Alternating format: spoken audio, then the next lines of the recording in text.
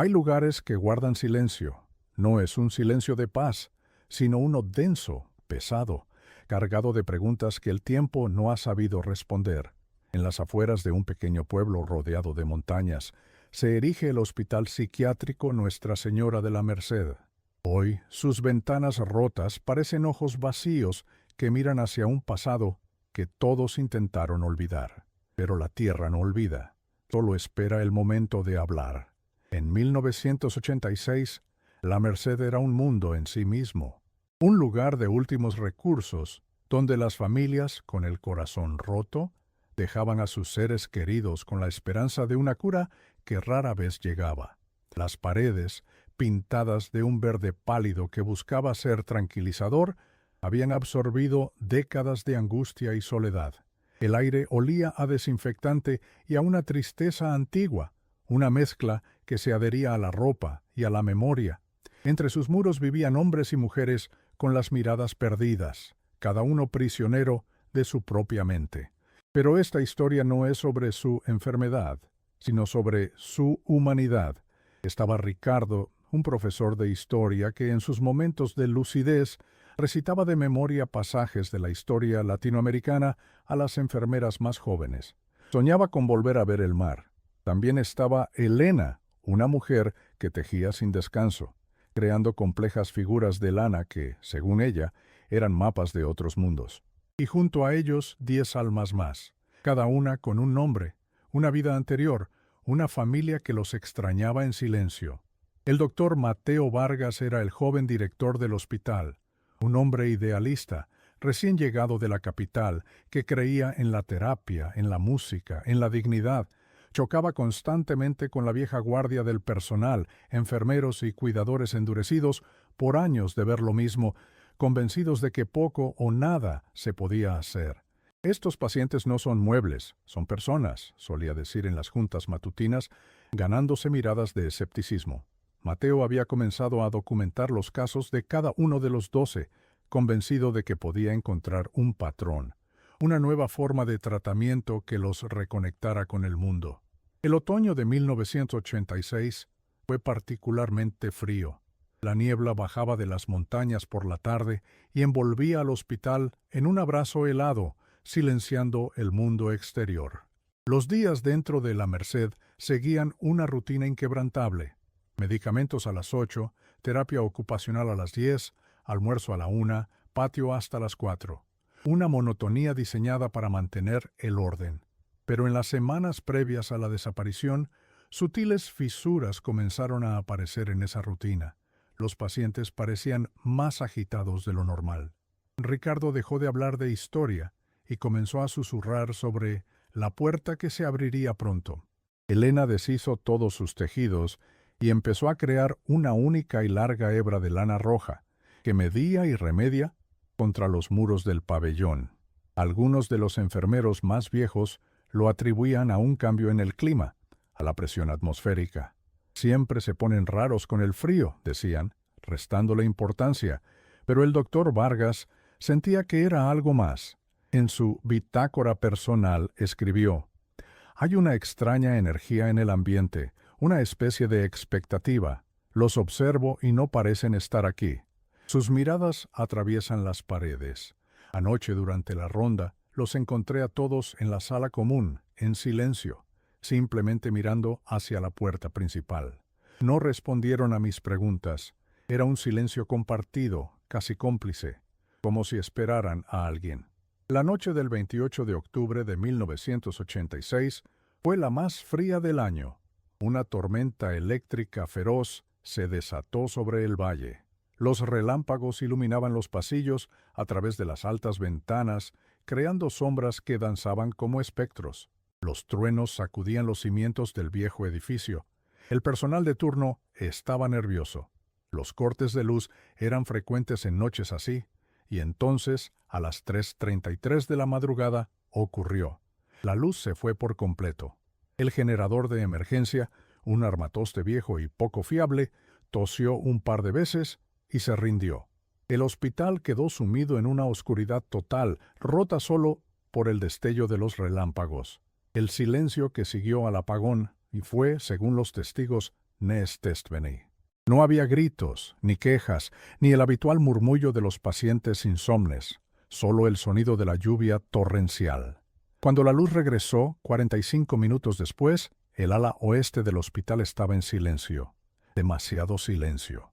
Una enfermera con el corazón en la garganta comenzó a revisar las habitaciones. La primera, vacía. La cama, intacta. La segunda, igual.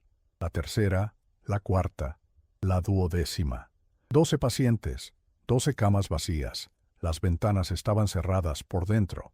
La puerta principal del pabellón, que siempre se cerraba con 3 cerrojos, seguía cerrada. 12 pacientes, incluyendo a Ricardo y a Elena, se habían desvanecido en la oscuridad, sin forzar una cerradura, sin romper un cristal, sin dejar una sola huella. Simplemente ya no estaban. El misterio de la Merced acababa de comenzar. Nunca volvieron a casa, pero algo sí regresó. Imágenes de archivo de los pasillos del hospital. La cámara se enfoca en objetos cotidianos, una taza de café, un libro abierto, un tejido a medio terminar. La voz del narrador es más íntima, casi susurrante. Narrador. La normalidad tiene un ritmo, una cadencia casi invisible que solo notamos cuando se rompe. El 28 de octubre de 1986, en el Hospital Psiquiátrico Nuestra Señora de la Merced, el ritmo de la vida se estaba desafinando, pero nadie supo escuchar la melodía incorrecta hasta que fue demasiado tarde. Para entender el silencio de esa noche, debemos volver a las últimas horas de luz, a los gestos y palabras que quedaron suspendidos en el tiempo, como ecos en un pozo. La tarde de ese martes fue gris y plomiza. El doctor Mateo Vargas pasó sus últimas horas con los pacientes que se convertirían en fantasmas. A las 3 de la tarde, encontró a Ricardo en la biblioteca. El profesor de historia no leía. Tenía las manos apoyadas sobre un gran atlas abierto en la página de un mapa antiguo del continente. No miraba un país en particular, sino el vasto azul del océano. Todos los ríos van a dar a la mar, le dijo a Mateo sin levantar la vista. Y todas las almas, doctor. ¿A dónde van? Mateo, acostumbrado a sus metáforas, le sonrió y le ofreció un cigarrillo que Ricardo aceptó. Pronto, doctor, pronto emprenderemos el viaje más importante, el que nos llevará de vuelta al origen. En su momento pareció solo otra reflexión poética de una mente brillante y fragmentada. Hoy esas palabras resuenan con un peso profético. Mientras tanto, en el patio, Elena caminaba de un extremo a otro, desenredando la madeja de lana roja que había estado tejiendo. Ya no creaba figuras, ahora parecía medir algo. Iba de un árbol a una banca, de la fuente seca al muro de piedra, extendiendo el hilo como si trazara un plano invisible. Una de las enfermeras, Carmen, una mujer robusta y de buen corazón, se le acercó. ¿Qué haces, Elenita? ¿Estás midiendo el mundo? Elena la miró con una seriedad que pocas veces mostraba, sus ojos claros y fijos. No, Carmencita, estoy midiendo la distancia de la salida. Tiene que ser exacta. Ni 1 centímetro más, ni 1 menos. Luego cortó un trozo de la lana y se lo ató a la muñeca como una pulsera. Fue lo único de ella que encontraron después. La cena, a las 7 en punto, fue extrañamente silenciosa. Normalmente era un momento de murmullos, de quejas sobre la comida, de risas esporádicas. Esa noche los 12 pacientes del ala oeste se sentaron juntos en una larga mesa como siempre, pero no hablaron. Comieron despacio, metódicamente, casi como si cumplieran con un ritual. Un cocinero recordaría después que sirvió la sopa y que al pasar junto a ellos sintió una corriente de aire frío, a pesar de que las ventanas estaban cerradas. Era como caminar junto a una hilera de estatuas de hielo, testificó, aún con la piel erizada. Al terminar, cada uno dejó su plato limpio, algo que jamás ocurría. La última persona que los vio, además del personal, fue un joven repartidor que llevaba suministros a la farmacia del hospital. Eran cerca de las 9 de la noche. La lluvia empezaba a caer. Mientras descargaba unas cajas, miró hacia las ventanas iluminadas del ala oeste.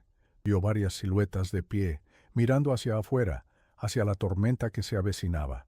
No se movían, simplemente observaban la oscuridad. Me dio escalofrío, contó a la policía días después. Parecían soldados esperando una orden, o peregrinos esperando una señal. Su testimonio fue descartado como la imaginación de un muchacho asustadizo. Dentro del hospital, el doctor Vargas hacía su última ronda. Anotó en su bitácora la extraña calma que reinaba, a diferencia de otras noches de tormenta, donde la ansiedad solía escalar. El pabellón estaba en paz. Una paz inquietante. Pasó por la habitación de Ricardo. La luz estaba apagada, pero sabía que no dormía. La puerta estaba entreabierta y pudo oír un susurro. No era Ricardo hablando solo, eran dos voces, en un murmullo bajo y rítmico. Una era la de Ricardo, la otra no la pudo identificar. Parecía una letanía, una oración. En el cuarto de Elena, la encontró sentada en el borde de la cama, con la pulsera de lana roja en su muñeca. A sus pies había una pequeña maleta de cartón, la misma con la que había llegado al hospital 20 años atrás. Estaba vacía. Cuando Mateo le preguntó si se iba de viaje, ella solo le sonrió y le dijo: «Todos nos vamos, doctor». Por fin encontramos el mapa.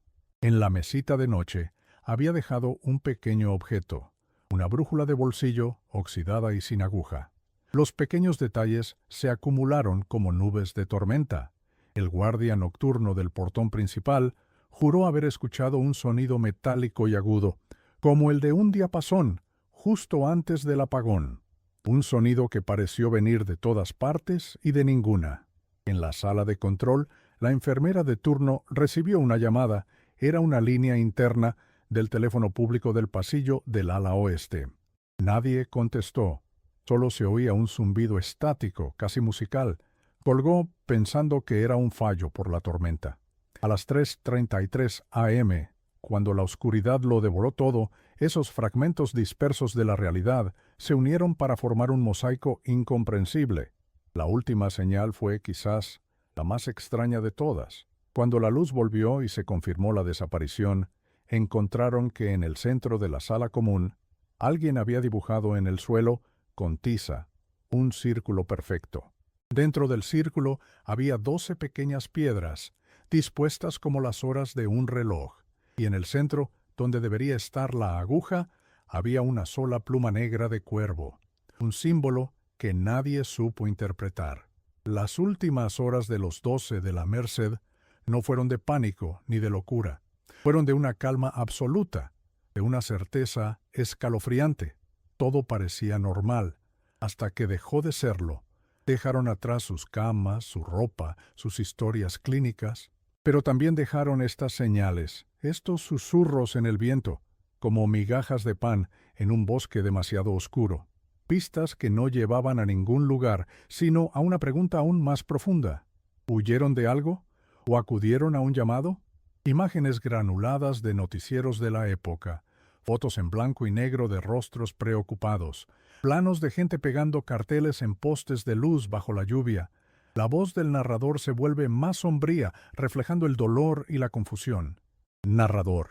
Cuando el sol de la mañana siguiente se abrió paso a través de las nubes, la tormenta había pasado, pero en el hospital Nuestra Señora de la Merced, el verdadero huracán apenas comenzaba. La noticia de la desaparición de 12 pacientes psiquiátricos se esparció como un virus por el pequeño pueblo, primero en susurros, luego en gritos de pánico y acusación. La incredulidad inicial dio paso a una cruda y aterradora realidad. 12 almas, ya frágiles y perdidas, se habían esfumado en la noche. La búsqueda comenzó de forma caótica, teñida por el prejuicio. Las autoridades locales, acostumbradas a delitos menores y disputas vecinales, se vieron superadas por un caso que desafiaba toda lógica. La primera teoría, la más simple, fue la de una fuga masiva, pero se desmoronó casi al instante. No había puertas forzadas ni ventanas rotas. Los muros perimetrales del hospital, altos y coronados con alambre, estaban intactos. Era como si se los hubiera tragado la tierra. La prensa llegó en oleadas, con sus cámaras y micrófonos, convirtiendo la tragedia en un circo mediático. Los titulares eran crueles y sensacionalistas. 12 locos sueltos. Peligro en el valle. Pintaban a los desaparecidos no como víctimas, sino como una amenaza. Para las familias, cada titular era una puñalada. Llegaron al hospital desde distintos rincones del país, con los rostros demacrados por la angustia. Se encontraron con un muro de silencio y confusión. El doctor Mateo Vargas, con la culpa pesándole en los hombros, intentaba dar explicaciones que no tenía. Les mostraba las habitaciones vacías, las camas perfectamente tendidas. No lo entiendo. Repetía una y otra vez, su idealismo hecho añicos.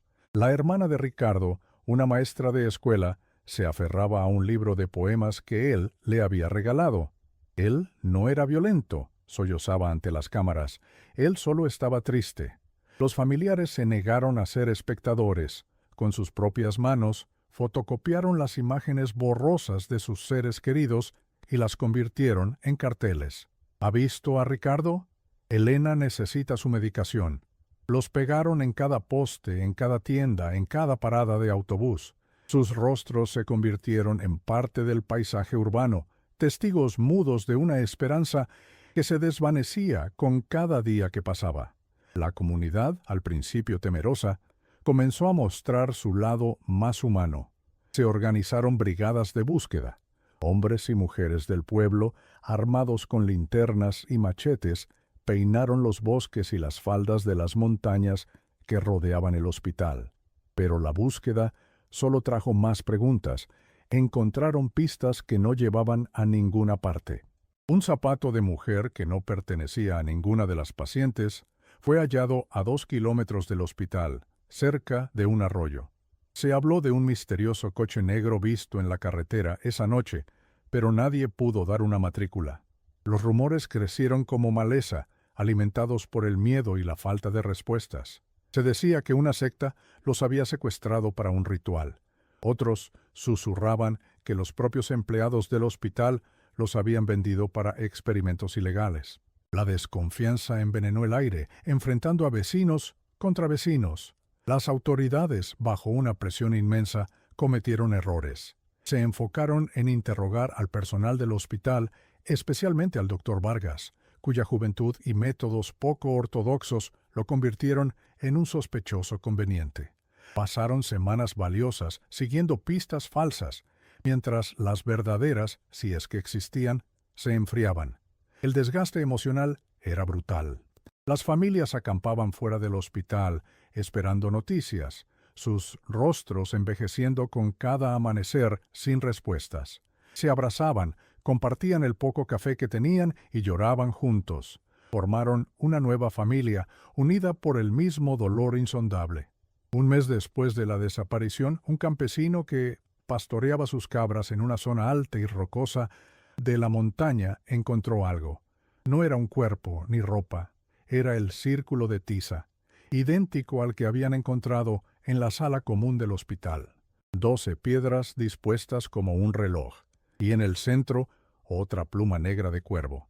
La policía acordonó la zona, pero no había nada más, ni huellas ni rastro de lucha.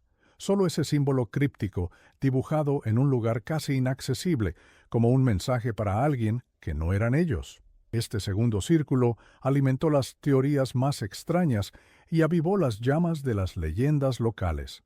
Los más ancianos del pueblo recordaban historias de portales en las montañas, de gente que se perdía en noches de tormenta y nunca más regresaba. Historias que antes se contaban a los niños para que no se alejaran. Ahora se susurraban con un miedo genuino. La búsqueda oficial se fue diluyendo. Los policías se retiraron. Los periodistas se fueron en busca de la siguiente tragedia. Pero para las familias, la búsqueda nunca terminó. Era una herida abierta, una pregunta constante en cada comida familiar, en cada cumpleaños. El dolor se transformó en una rutina sorda, en un luto sin cuerpo que velar. Durante años, el silencio fue el único testigo, y en el corazón del valle, el Hospital Nuestra Señora de la Merced se convirtió en un monumento a la ausencia, un lugar donde 12 almas simplemente dejaron de estar. Imágenes de un calendario cuyas hojas vuelan con el viento. Fotos de los desaparecidos que se van desvaneciendo lentamente. El hospital visto desde lejos, con las estaciones cambiando a su alrededor. Sol, lluvia, nieve. La voz del narrador es melancólica, como un recuerdo. Narrador. El tiempo tiene una forma cruel de lijar los bordes de la tragedia, de hacerla más suave para los que miran desde afuera, pero más afilada para los que la viven por dentro. Para el mundo, el caso del Hospital Nuestra Señora de la Merced se convirtió en una nota a pie de página, un misterio local más en un país lleno de ellos. Pero para las familias de los 12, el tiempo no pasó. Se detuvo en seco aquella noche de octubre de 1986. Los años que siguieron fueron una sinfonía de silencio. Un silencio que habitaba en las casas de los desaparecidos, en las habitaciones que permanecían intactas, como santuarios de una vida interrumpida. La madre de Elena nunca deshizo el cuarto de su hija. Sobre la cama seguía el último vestido que le había comprado, esperando un regreso que su corazón se negaba a descartar. Cada año, en el cumpleaños de Elena, le compraba un pastel y soplaba las velas ella sola pidiendo el mismo deseo, saber qué pasó, si sufría, si estaba viva. Los aniversarios de la desaparición se convirtieron en un ritual doloroso. Al principio, los medios de comunicación aún publicaban pequeños recordatorios. Un año sin los 12 de la Merced. 5 años de misterio. Pero con el tiempo, también ellos olvidaron. Solo las familias se reunían cada 28 de octubre frente a los portones oxidados del hospital, que finalmente fue clausurado unos años después del incidente. Llevaban flores, velas y los mismos carteles amarillentos con los rostros de sus seres queridos. Rezaban en silencio, no por el descanso de sus almas, sino por su regreso. Eran una hermandad silenciosa, marcada por una ausencia compartida. El doctor Mateo Vargas nunca se recuperó. La culpa y la frustración lo consumieron. Abandonó la psiquiatría y se mudó a una ciudad costera, lo más lejos posible de las montañas y su niebla. Intentó rehacer su vida, pero las caras de los 12 lo perseguían en sueños. Se convirtió en un hombre solitario, un ermitaño que caminaba por la playa, quizás buscando en el horizonte la misma respuesta que Ricardo buscaba en sus mapas. Mientras tanto, en el pueblo, la historia se transformó en leyenda. El hospital abandonado se convirtió en el epicentro de los mitos locales. Los adolescentes se retaban a entrar por la noche, buscando fantasmas y emociones baratas. Decían que en noches de tormenta se podían ver luces en las ventanas del ala oeste, o escuchar susurros que el viento arrastraba desde los pasillos vacíos. La historia se contaba de generación en generación, cada vez con más adornos fantásticos. Se hablaba de los 12 viajeros, de los elegidos por la montaña. La tragedia se había convertido en folclore, una forma que tiene la gente de procesar lo incomprensible. Las cartas que nunca llegaron se acumulaban en cajas de cartón, cartas de padres a hijos, de hermanos a hermanas, llenas de noticias mundanas y de un amor que desafiaba el silencio. Tu sobrino aprendió a caminar, escribía la hermana de Ricardo. Ojalá estuvieras aquí para verlo tropezar y reír. Eran mensajes lanzados al vacío, un acto de fe contra la desesperanza. Con cada año que pasaba, el expediente del caso acumulaba más polvo en un archivo olvidado de la comisaría. Legalmente, los 12 fueron declarados muertos después de una década. Sus familias recibieron certificados de defunción sin una causa, sin un lugar, sin una fecha precisa. Solo un vacío burocrático que pretendía cerrar una herida que seguía sangrando. Algunos familiares murieron sin saber la verdad, llevándose su dolor a la tumba. Los hijos de los desaparecidos crecieron, se casaron, tuvieron sus propios hijos. Les contaban la historia de sus abuelos como un cuento triste, una sombra en el árbol genealógico. El caso se enfrió, pero nunca desapareció del todo. Quedó latente en la memoria colectiva de la región, una pregunta suspendida en el aire, una herida mal cicatrizada en la comunidad.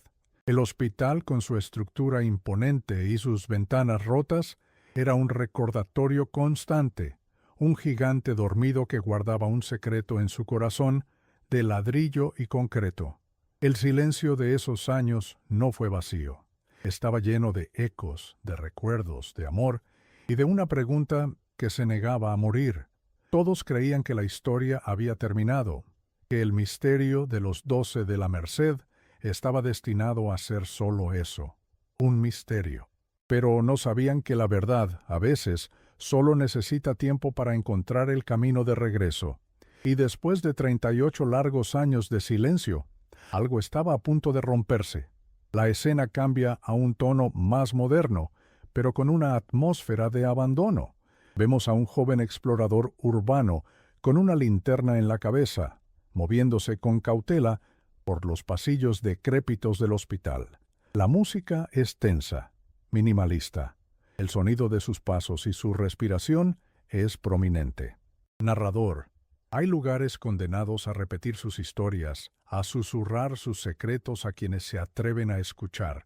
Durante 38 años, el Hospital Nuestra Señora de la Merced fue uno de esos lugares, un gigante de concreto en ruinas cuyo silencio era su único habitante.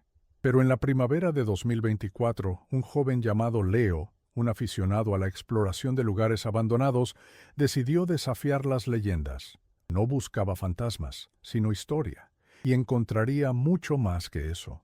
Leo conocía las historias, había crecido con ellas, pero para él el hospital no era un lugar maldito, sino una cápsula del tiempo. Con su cámara y su linterna, se adentró en el edificio una tarde de sábado, cuando la luz dorada del atardecer se colaba por las ventanas rotas, pintando patrones extraños en el suelo cubierto de polvo y escombros. El aire era denso, olía a humedad, a moho y a un pasado estancado. El silencio era tan profundo que podía oír el latido de su propio corazón. Recorrió los pabellones conocidos, la cocina con sus ollas oxidadas, la sala común donde, según la leyenda, había aparecido el círculo de tiza. Su objetivo era la oficina del director, el doctor Mateo Vargas. Los rumores decían que había dejado todo atrás con la prisa del que huye. La puerta estaba trabada, pero no por la cerradura, sino por el tiempo. Tras unos empujones, la madera vieja cedió con un quejido lastimero. La oficina era un retrato del caos congelado. Papeles esparcidos por el suelo, un escritorio volcado, libros abiertos cubiertos por una gruesa capa de polvo. Era evidente que el lugar había sido registrado, probablemente por la policía en su momento, de una forma poco cuidadosa. Leo empezó a filmar, fascinado por la escena. Mientras se movía por la pequeña habitación, su pie tropezó con una tabla suelta en el suelo, algo que los investigadores originales, en su apuro, habían pasado por alto. La curiosidad fue más fuerte que el miedo. Con la ayuda de una palanca que encontró en el pasillo, levantó la tabla. Debajo no había tierra, había un pequeño hueco, un escondite secreto, y dentro, protegida de la humedad y del tiempo por un trozo de plástico grueso, había una caja metálica. No era grande, del tamaño de una caja de zapatos, y estaba cerrada con un simple candado oxidado. El corazón de Leo se aceleró. Esto no era un simple hallazgo. Esto se sentía diferente. Se sentía importante. Con algo de esfuerzo, logró romper el candado, que se deshizo en polvo rojizo. El crujido de la tapa al abrirse pareció resonar en todo el edificio. Lo que encontró dentro no era lo que esperaba. No había dinero, ni joyas, ni nada de valor material.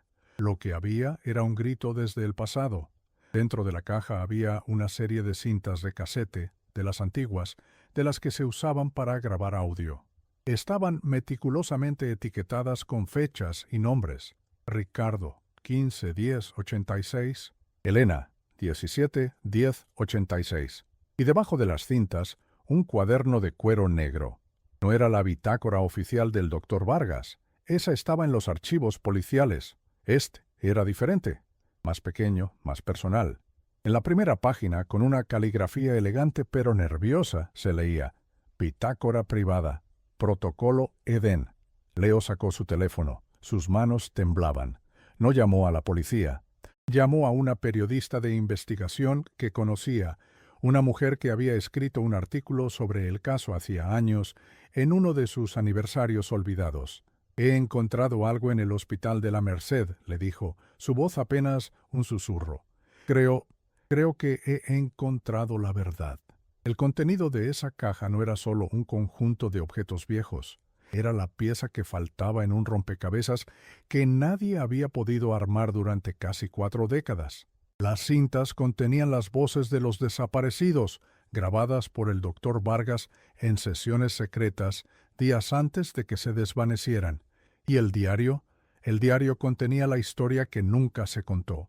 Una historia tan increíble y aterradora que el propio doctor Vargas había decidido enterrarla, convencido de que el mundo no estaba preparado para escucharla. El hallazgo de Leo no fue un accidente. Fue como si el hospital, después de 38 años de silencio, finalmente hubiera decidido hablar. Y su voz, grabada en el débil magnetismo de unas cintas viejas, estaba a punto de sacudir los cimientos de la historia oficial y devolverles la voz a aquellos a quienes se la habían arrebatado. La escena se vuelve más íntima. Vemos primeros planos de una grabadora de casetes antigua girando. Escuchamos fragmentos de las cintas, voces distorsionadas, a veces lúcidas, a veces angustiadas. La periodista y Leo están en una oficina escuchando con rostros de asombro y horror. La voz del narrador es casi una confesión. Narrador. La verdad no siempre libera. A veces llega como una tormenta, arrasando con las certezas que hemos construido durante años. El contenido de la caja metálica del doctor Vargas no era una verdad a medias.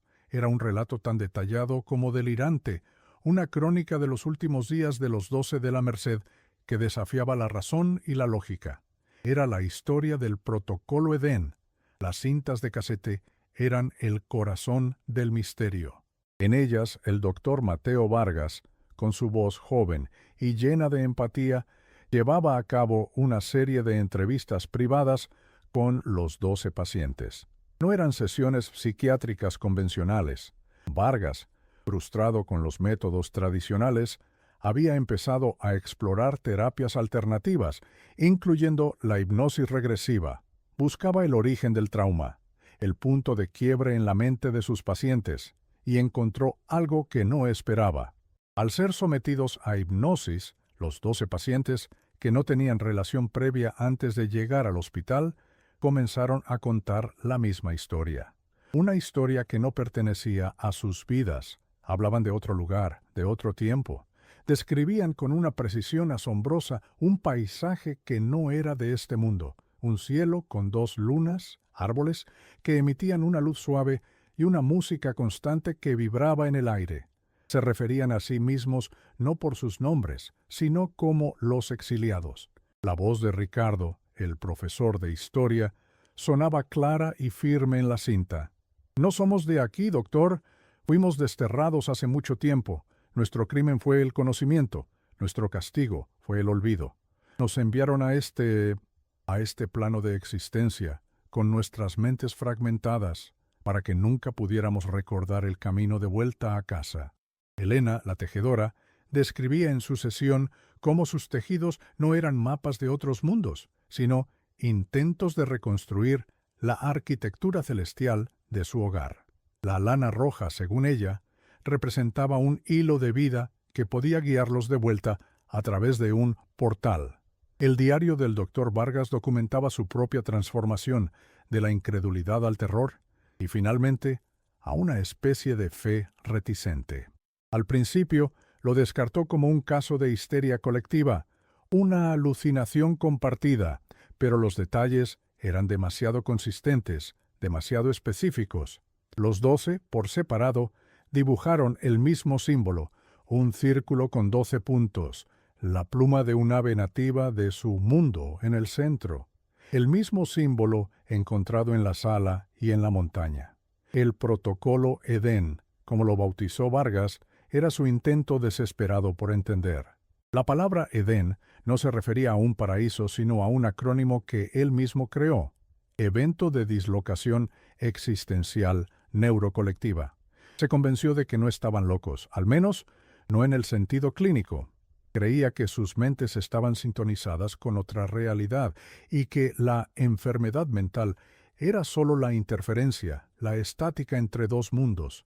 La verdad detrás de la desaparición no fue un crimen ni una fuga, fue un acto deliberado. Según el diario de Vargas, los 12 creían que se estaba abriendo una rara ventana cósmica, una oportunidad única para regresar a su origen. La tormenta eléctrica, la hora específica, 3:33, que en su numerología representaba una llave. El círculo, todo era parte de un ritual cuidadosamente planeado por ellos mismos. Ellos no huyeron, ellos trascendieron. El doctor Vargas se vio atrapado en un dilema imposible. ¿Cómo podía reportar algo así? Lo declararían loco, lo encerrarían en su propio hospital. Pero, ¿cómo podía no hacerlo? Se convirtió en su cómplice silencioso, los ayudó con los pequeños detalles, consiguió la tiza, no reportó sus extraños comportamientos. La noche de la desaparición, él estaba allí. Su última entrada en el diario es escalofriante. 29 de octubre, 5:00 a.m. Se han ido. La luz se fue y cuando volvió, ya no estaban. No hubo sonido, ni gritos, solo un zumbido. Y un olor a ozono, como después de un relámpago. En la sala, el círculo de tiza brillaba débilmente en la oscuridad y luego se desvaneció. No sé si los ayudé a liberarse o si los condené. He escondido esta caja, nadie me creería. Quizás es mejor que el mundo los recuerde como desaparecidos, a que los conozca como algo que no puede comprender. He fallado como médico, pero tal vez, solo tal vez, he tenido éxito como guardián. Que Dios, o quien quiera que esté ahí fuera, me perdone.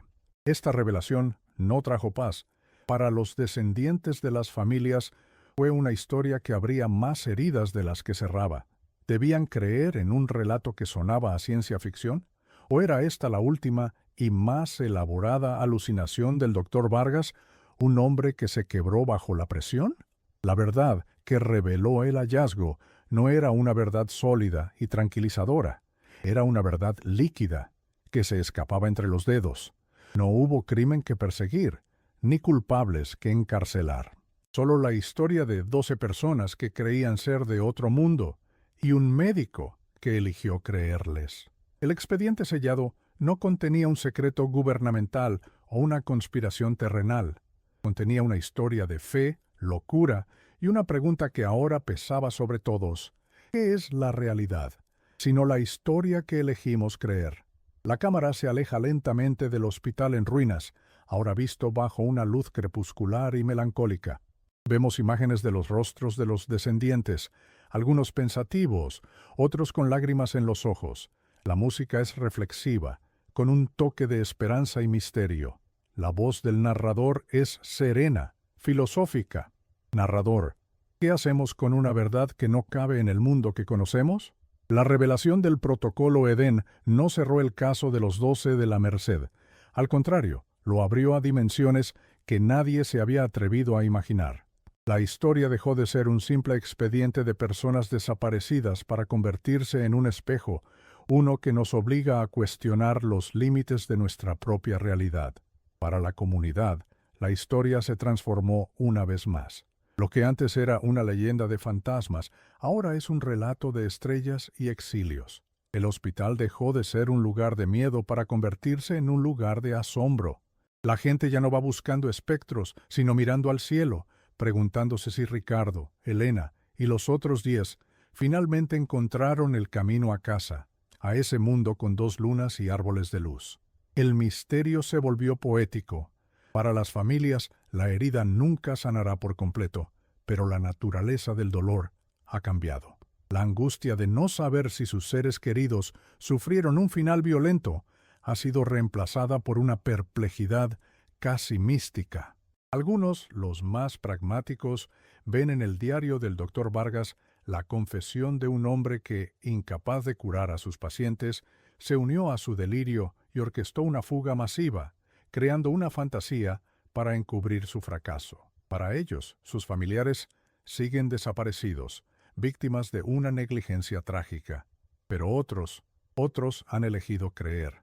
Han encontrado un extraño consuelo en la idea de que sus abuelos, sus padres, sus hermanos, no estaban rotos, sino que eran diferentes, que no estaban perdidos en la locura, sino que anhelaban un hogar que no era de este mundo.